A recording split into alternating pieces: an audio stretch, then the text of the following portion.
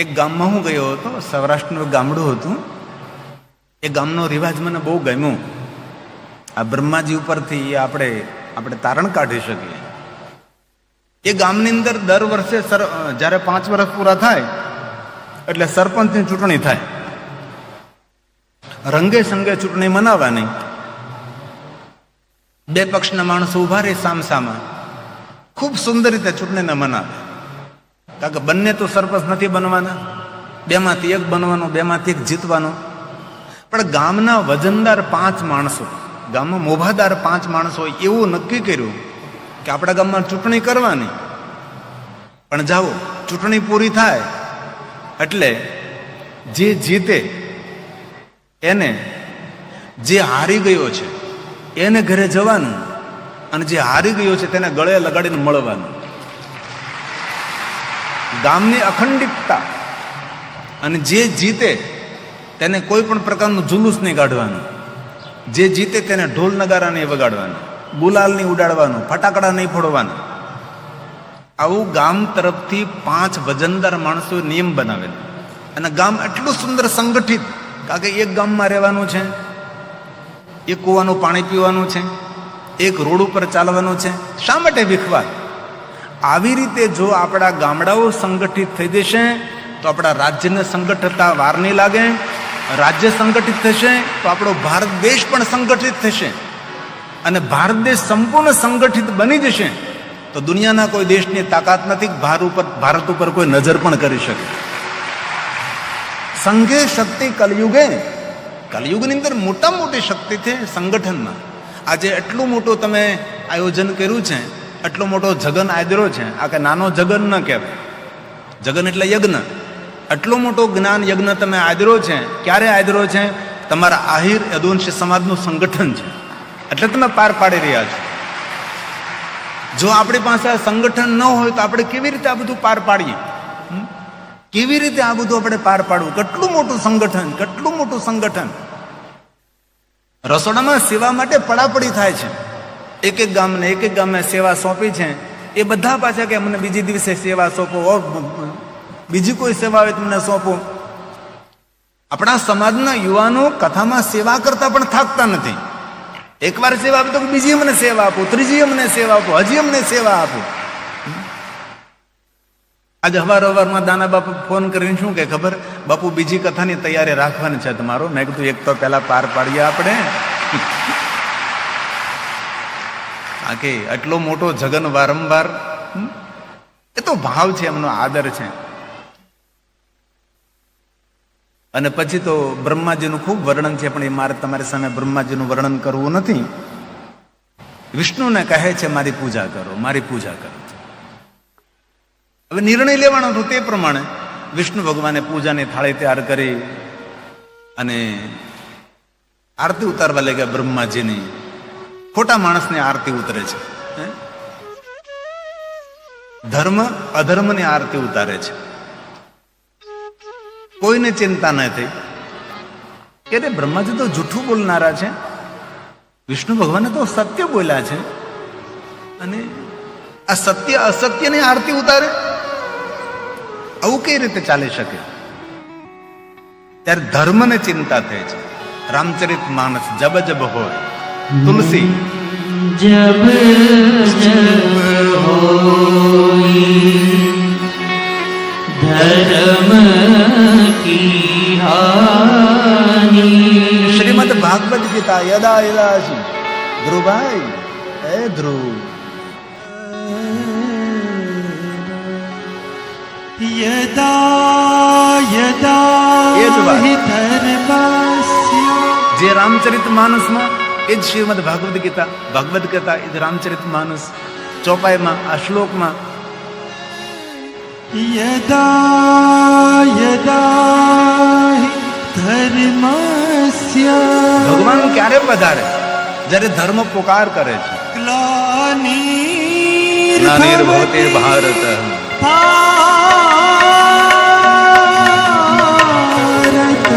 ધર્મ પરમાત્માને પુકાર કરે છે કે મારી રક્ષા કરો, મારી રક્ષા કરો, મારી રક્ષા કરો.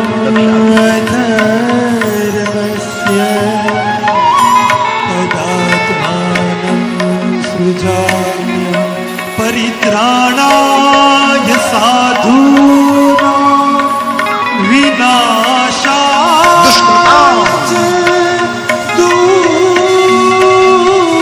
દુષ્કૃતા ધર્મ સ્થાપનાર્થ સંભવાની યુગે યુગે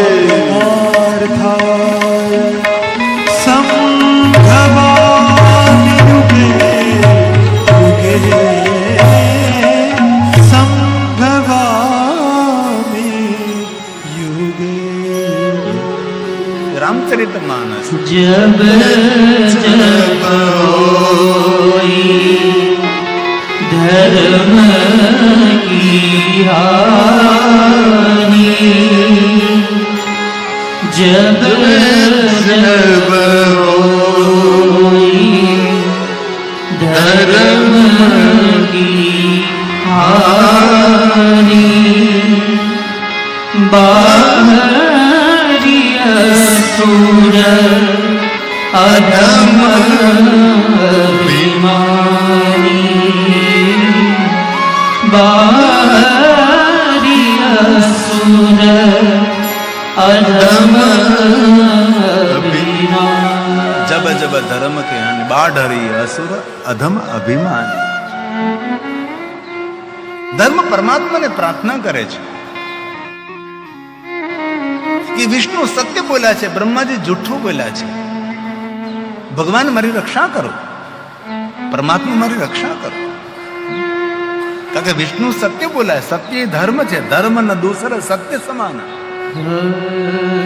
धर्म न दूसर सत्य समाना એનાથી મોટો ધર્મ કયો ભાઈ? સત્યમ સત્યમ સત્યમ. પણ કલિયુગની અંદર તો શું કરીએ, બધી જ અવ્યવસ્થા આપણે જોઈ રહ્યા છીએ.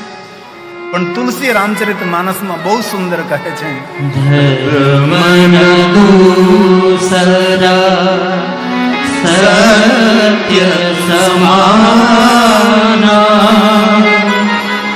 अगम निगम पुराण बखाना. અગમ એટલે વેદ, નિગમ એટલે પુરાણ શાસ્ત્ર. અગમ નિગમ, વેદ અને પુરાણ બંને પુકાર કરે છે. શું કહે છે? अगम निगम पुराण बखाना. તુલસી બહુ સુંદર કહ્યું, બીજાનું હિત કરવું એનાથી મોટું કોઈ પુણ્ય નથી. પરિહિત સરસી ધર્મ ન ભાઈ. બીજાનું હિત કરવું, બીજાનું કલ્યાણ કરવું, લોકાનામ હિત કામ્ય જગત હિતાર્થ, એનાથી મોટો કોઈ ધર્મ નહીં. માળા ફરીએ, પૂજા કરીએ, અર્ચન કરીએ, તીર્થ યાત્રા કરીએ, બધું સત્કર્મ કરીએ, પણ કોઈ માણસનું ભલું કરવું, બીજાનું હિત કરવું, તુલસીની વાત છે આ. परहित सरिस धर्म नहीं पाई. તુલસીનું વચન છે, બીજાને હિત કરવું એનાથી મોટો કોઈ ધર્મ નથી. અને બીજાને પીડા આપવી. ભગવાન શિવજી શિવ મહાપડા ગ્રંથમાં કહ્યું, આ દુનિયામાં કોઈ પણ જીવ જંતુને જ્યારે આપણે પીડા આપીએ છીએ ત્યારે જીવ જંતુને પીડા નથી આપી રહ્યા, એ શિવજીને પીડા આપી રહ્યા છે. તેથી આપણી વાણીથી, આપણા વર્તનથી, આપણા નર્તનથી કોઈને આપણાથી થોડું પણ દુઃખ ન થાય, પીડા ન થાય. કારણ કે બોલવાથી તો આપણે કેટલી કેટલી પીડાઓ ઊભા કરતા હોય છે. એનાથી મોટો કોઈ અધર્મ નથી. પર પીડા આ તુલસીજીના વચન છે. परिहित सरिस धर्म नहीं पाई. पर पीड़ा सब नहीं अधमाई. पर पीड़ा सब नहीं अधमाई. શ્રીમદ ભાગવત કથા અષ્ટાદશ પુરાણેશુ अष्टादश पुराणेषु શ્રીમદ ભાગવત કથા. આપણે સુંદર શ્રીમદ ભાગવત કથાનું પારણ થાય છે. જે વિષ્ણુ યાગ ચાલે છે ને, આપણા ધવલભાઈ અત્રી એમના સુંદર માર્ગદર્શન નીચે વિષ્ણુ યાગ ચાલે છે. પહેલે દિવસથી રોજ રોજ અને સાથે સાથે ભાગવત ગ્રંથનું પારણ પણ થાય છે. શ્રીમદ ભાગવત કથા એટલા માટે કે આપણા પિતૃઓની તૃપ્તિ માટે, પિતૃઓના પરમ મંગલ માટે, કારણ કે પિતૃઓની તૃપ્તિ માટે શ્રીમદ ભાગવત કથા કહીએ છીએ. પિતૃઓને તૃપ્ત કરવા માટે શ્રીમદ ભાગવત ગ્રંથનો મહિમા છે અને પિતૃઓને તૃપ્ત કરવા માટે મહાદેવના ભજનનો મહિમા છે. શંકર ભગવાનનું ભજન કરો એટલે બધા જ પિતરો પરમ ગતિને પ્રાપ્ત થાય. તેથી આ બાજુ આપણે ભગવાન મહાદેવનું ભજન કરીએ છીએ, એક બાજુ શ્રીમદ ભાગવત કથાનું પારણ થઈ રહ્યું છે, બીજી બાજુ વિષ્ણુ યાગ થઈ રહ્યો છે, એક બાજુ પિંડદાનની બધી જ વિધિઓ થઈ રહી છે. આ બધી જ ક્રિયાઓ એક સાથે ભોજન યજ્ઞ, જ્ઞાન યજ્ઞ, કેટલું સાથે સાથે સત્કર્મ, સત્પ્રવૃત્તિ અખિલ ભારતીય યદુવંશ આહિર સમાજ દ્વારા થઈ રહ્યું છે. અને પૂરું ભારત આપણા સામે મીટ માંડીને બેઠું છે કે આ બધા પિંડારકમાં કરે છે શું? લાખોની સંખ્યામાં બધા જ ભેગા થઈને આ બધા શું કરવાના છે? કારણ કે ખલબલી તો થતી જ હોય ને કે એટલા બધા 1 લાખથી વધારે આપણા બધા આહિર ભાઈઓ ભેગા થાય, દૂરથી બધા આવે તો કોઈને કોઈ અસર તો થવાની જ ને. કારણ કે સંગઠન શક્તિની અસર ભલભલાન થાય કે આ બધા ભેગા થઈ રહ્યા તેનું કારણ શું છે? પણ ભેગા થયા છે એનું કાંઈક તો કારણ છે જ દાનાભાઈ, કોઈને કોઈ કારણ છે, પણ કયું કારણ છે આપણે દેખાડવું નથી, પણ કાંઈક કારણ તો છે જ.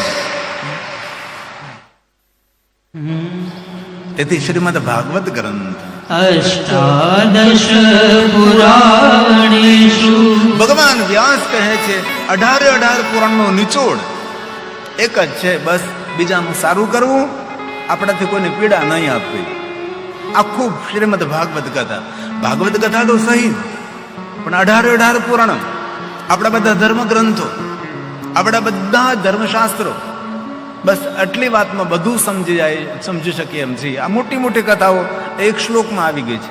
ભગવાન બોલ્યા છે અષ્ટાદશ પુરાણેષુ વ્યાસસ્ય વચનં દ્વયં પરોપકારાય પુણ્યાય પાપાય પરપીડનમ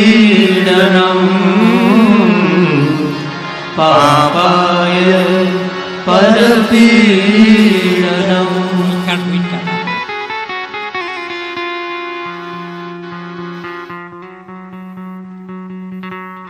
ભલા ભોળા માણા હોય કે ખબર ના, મારી સાથે વાત કરવા આવ્યા હતા, વલસાડ રહું છું એમ વાત કરવા આવ્યા હતા, ભલા ભોળા માણસ. અને પેલા તો એવું જ હતું ને, હવે આ બધું સુધર્યું. પેલા તો શું હતું ભાઈ, કથા થતી હોય તો બધા આમથી બહેનો દર્શન કરવા, આમથી ભાઈઓ દર્શન કરવા આવે, વક્તાની રીતે કથા કરે, કોઈ શ્રીફળ ધરે, કોઈ હાકળ ધરે, કોઈ ઓલી મુઠ્ઠી ઘઉં લાવે, કોઈ ઓલી મુઠ્ઠી બાજરો લાવે, કોઈ મુઠ્ઠી ચોખા લાવે, કોઈ માંડવી લાવે, જેની પાસે જેવું લાવે ને એ ઢગલો થાય. એટલો બધો ઢગલો થાય ને પછી શાસ્ત્રી બેઠા ભગવાનની કથા કરતા. આ યુગ હતો અને એ યુગમાંથી હું આવું છું એટલે મને કે આ નવું ના લાગે, આ તો બધા ટેવાયેલા અમે લોકો તો. એ તો હવે વ્યવસ્થા સુધરી છે, હવે એક સ્માર્ટ કથા શરૂ થઈ, સ્માર્ટ કથા, એક સિસ્ટમ શરૂ થઈ, એક નવી સિસ્ટમ. આપણે સિસ્ટમને ફોલો કરી રહ્યા છીએ ને. તો ભગવાન વ્યાસે શું કહ્યું? અષ્ટાદશ પુરાણેષુ વ્યાસસ્ય વચનં દ્વયં પરોપકારાય પુણ્યાય પાપાય પરપીડનમ પાપાય પરપીડનમ. સૌના પ્રતિ સુખનો ભાવ રાખો, સૌના પ્રતિ અહોભાવ રાખો. આપણે ઋષિ મુનિઓ શું કહ્યું? સર્વે ભવંતુ સુખીના. જેટલા ભુવનમાં છે સૌને સુખ મળે ભાઈ. કેટલી મોટી વિશાળ વિચારધારા. ભારતનું સુખ થયું નહીં, સર્વે ભવંતુ.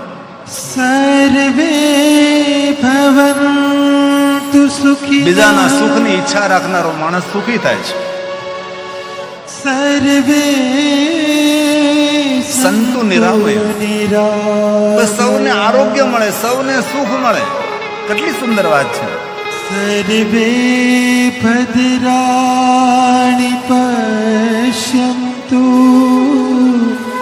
મા કશ્ચિત દુઃખમાપ્નુયાત મા કશ્ચિત દુઃખમાપ્નુયાત.